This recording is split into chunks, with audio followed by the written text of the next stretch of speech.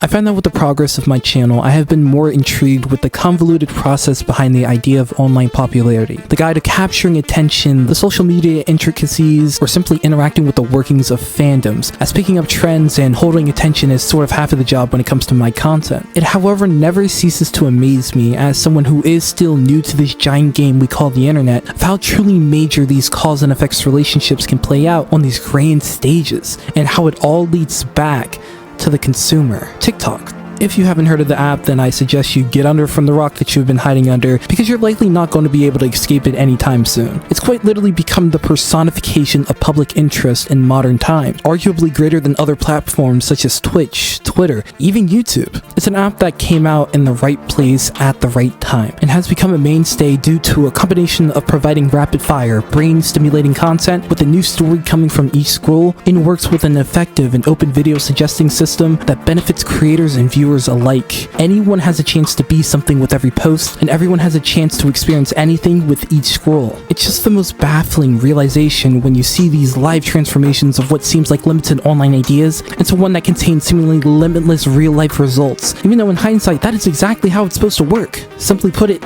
supply and demand. One of, if not the most basic principles of economics, reflecting how the intrinsic value of something is only worth as much as the general public is willing to pay. TikTok is a modern direct gateway into the feelings of the public. This knowledge has been the easiest to obtain ever in human history, and it has the possibility to be set off from even the smallest of pushes. And that's just such a fascinating yet also frightening thing to comprehend. How it stems all from this understanding of public interest, and in some cases, the manipulation of those very same interests. And I gotta be honest, that manipulation isn't even the hardest thing to do, as TikTok is a cesspool of people wanting to be a part of some sort of online identity. And that process involves the adoption and promotion of mediums simply for the fact of being in style. As a movie content creator, it is extremely common for these tens of hundreds of millions of dollar projects to be inflated by trends on TikTok more than the actual money spent on advertisements. You even have certain movies or series resurgences built off the back of TikTok alone, or essentially word of mouth alone. Back in November of 2022, and even to a lesser but most definitely prevalent extent now, Family Guy saw a slight boost in viewing based on it becoming a trend to post clips of the show online, especially when it was next to some video game footage in the background, to for sure capture the viewer's attention span and actively overload their senses with content. Family Guy, at least in modern times, is already a show based on the rapid jokes, gags, and references that always keeps the viewer on their toes. It may not be the best experience in a 20 to 25 minute format, but on TikTok where individual jokes can be posted and they only take up so little of your time to watch, that show has been incredibly thriving on that app.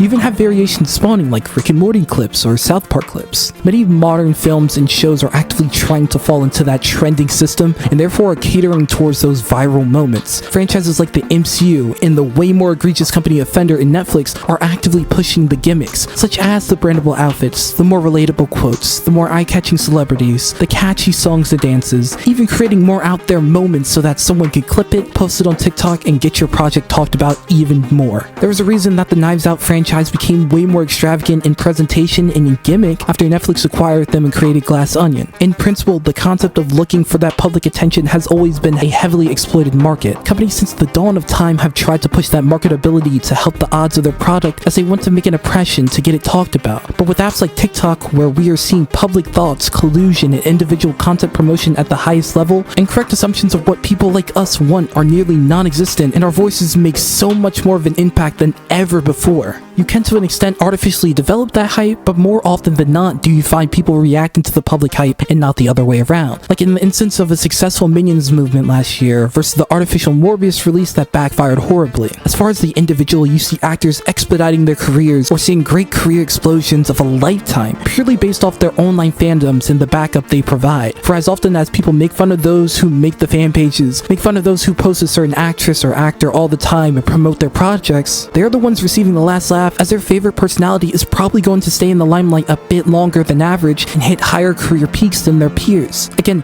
casual and superfans have been a thing since the beginning, with online fandoms like the Beehive or the Barbs or the Swifties being a thing before TikTok, but I think here is when the factor of right place and right time comes into play perfectly with this app. This is the app of a generation that has grown up with technology, therefore technologically fluent and a bit dependent, I may add. They are going to push that online social support higher than anyone in the history of the internet, and with such a great exposure system that TikTok provides, people with the smallest social influences are being exposed to possibly millions of eyes and have a greater chance than ever before to reach millions of impressionable or like-minded individuals. Elizabeth Olsen went from being a pretty cool MCU addition to being one of the most recognizable faces in Hollywood due to her thousands of stan accounts that post edits of her Scarlet Witch performances and flood comments about how she's the strongest to ever live. One of the more recent examples is Jenna Ortega, who has been an internet darling for years on end, going from people making videos about flirting with her and think she was very cute to getting 10 million Instagram followers in 10 days, starring as a member of one of the most iconic film families of all times, and having it be one of the most successful Netflix projects of all time. This expands to other professions too, such as cooks, writers, musicians, and of course,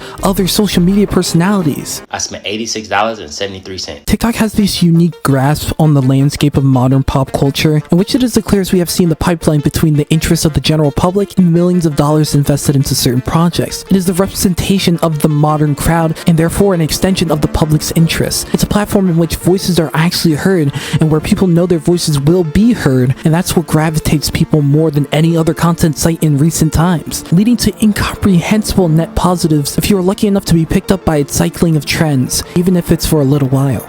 If you guys made it this far, I would ask if you guys please like and subscribe to the channel. It only takes 2 seconds, but it would mean the world to me. Peace.